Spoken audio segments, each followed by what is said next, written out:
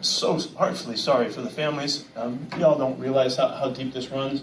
Next coach, next staff, what's going to happen, what's the future and all that. There's people in this thing, and it breaks my heart. I'm freaking jacked. I'm fired up. I'm not tired. I'm not worn down. You guys tried your best. You didn't wear me out. I don't know what's going on with the head coaches in this year's offseason. It's getting crazier and crazier as a legendary head coach has announced that he is splitting up with the Seattle Seahawks. It's something that we didn't see coming. It's something that wasn't really celebrated or discussed throughout the season because, of course, you would think that he would at least announce that this would be his final season and the Seahawks would make it a little sentimental. Now, before we get to the content, this is our second upload of the day. Make sure you drop a like, subscribe, and turn on our notifications to help the channel grow. If you want to check out our channel memberships program to also support the channel a little bit extra, that'd be appreciated. Channel members get some of this content a little bit earlier from time to time, and now that we got all that out of the way, break!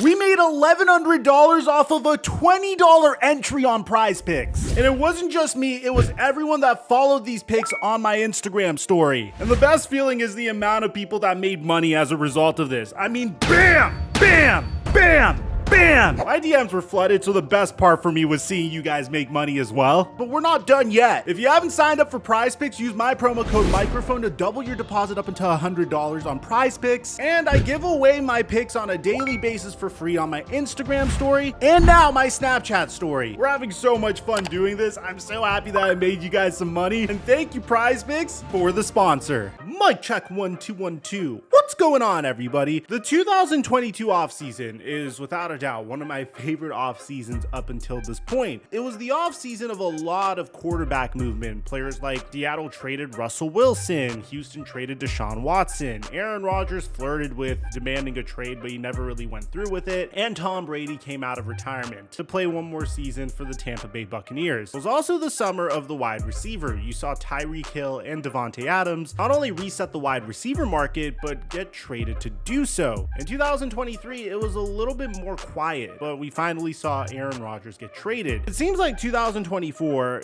is set to be one of those hectic off seasons once again. Each and every day, we're constantly getting more and more news, and a lot of this is out of left field. The fate of Russell Wilson still has yet to be determined. The NFL draft is a very exciting one at that, and going into the off season, there were a handful of head coaching vacancies that we were set to expect, primarily due to just incompetent coaching or just bad coaching or just a lack of results. For example, the Washington Commanders had a losing record. Of course, we expected Ron Rivera to get fired. The Atlanta Falcons drafted 3 incredible offensive weapons in the top 10, some being generational players like Kyle Pitts. But for some reason, their head coach liked primarily using Kyle Pitts as a run blocker for Tyler Algier because he also refused to play Bijan Robinson. So obviously, it made sense to fire Arthur Smith and Ron Rivera. It made sense to fire Brandon Staley in the middle of the season. The Raiders kind of have a head coaching vacancy as well because they fired Josh McDaniels in the middle of the season, and for some reason Mark Davis hates interim head coaches, I guess. And then the Carolina Panthers also fired their head coach in the middle of the season because, well, it's his fault that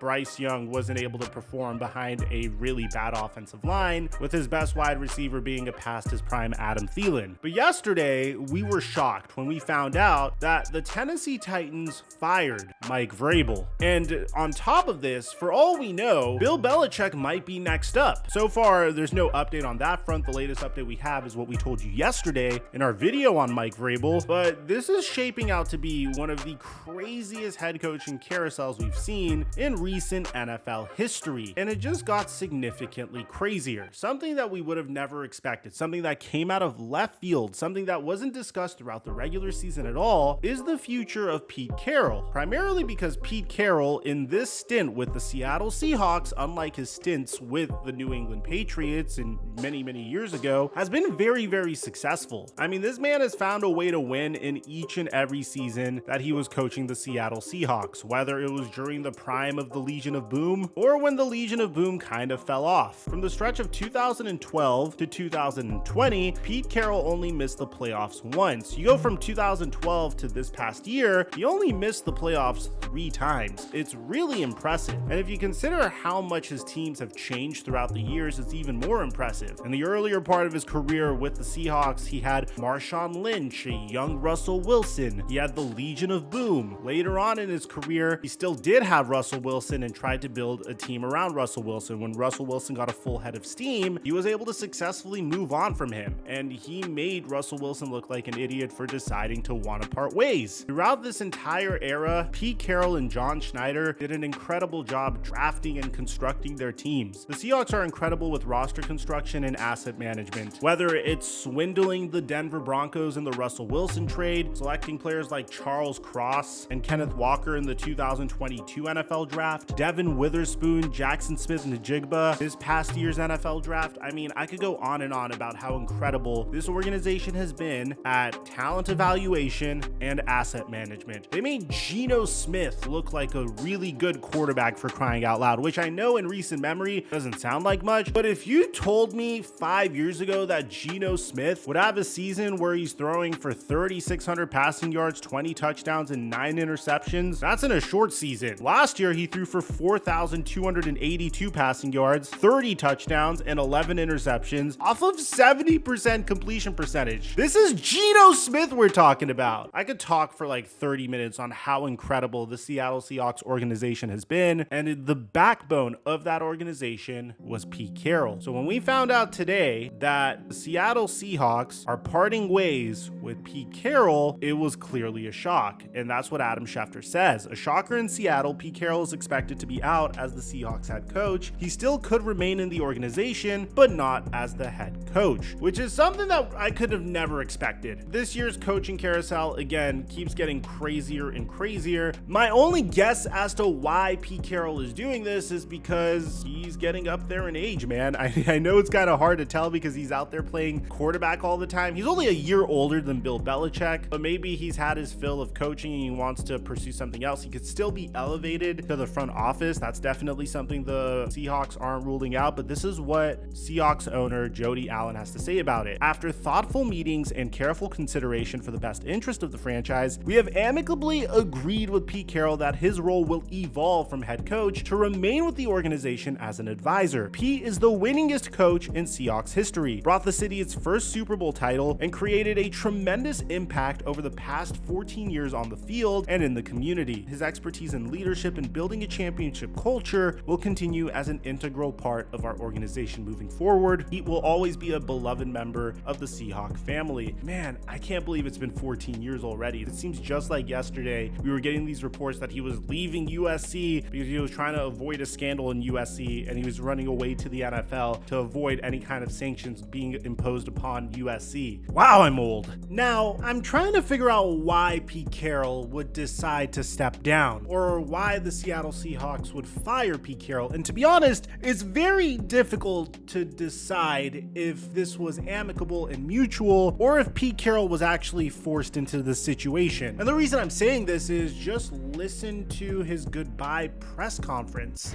The NFL is about the players, and we've not recognized that to my satisfaction. I brought it up at the league meetings a few years ago and probably surprised some people about it, but this league is about the players, and without those guys doing what they do, there's nothing.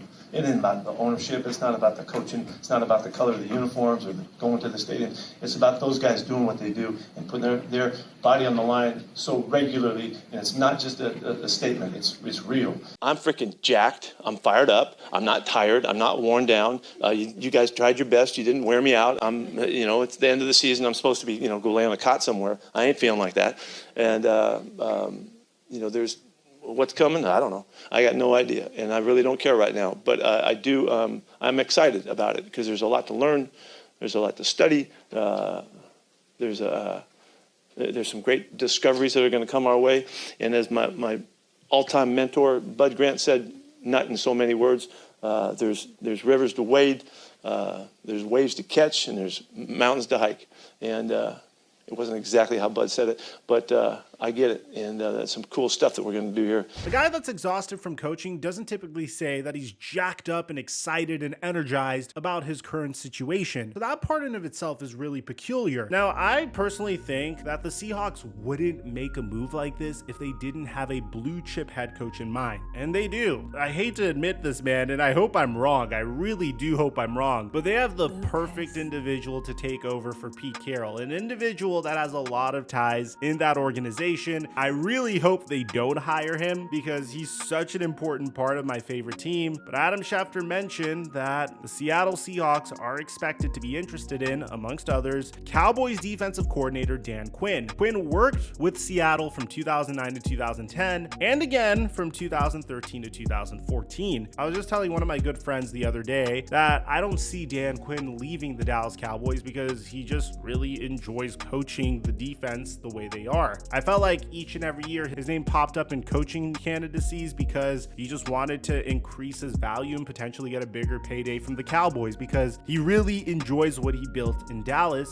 and he may be done with head coaching, or he just wanted the right situation to pop up. But I gotta admit, man, this does look like the right situation. Bobby Wagner's still there. You got Leonard Williams, Devin Witherspoon, Tariq Woolen, Quandre Diggs. I mean, the defense isn't what the Cowboys defense is, but the bones are there. And this is a team that historically has done an excellent job with drafting players and developing players. I hope Dan Quinn doesn't go there, obviously just from the perspective of being a Cowboy fan, but I wouldn't be shocked if he did because it seems like a remarkable opportunity in a situation that he's very comfortable with. Regardless, this is clearly the end of Pete Carroll's coaching tenure. He was incredible at what he does. He was incredibly energetic for his age, and honestly, he definitely has a lot to look back on and be proud of because he crushed it during the 14 years that he was the Seattle Seahawks head coach. Let me know in the comment section down below, especially if you're a Seahawks fan. How do you feel about Pete Carroll's decision? Aside from that, I'm your boy Mike.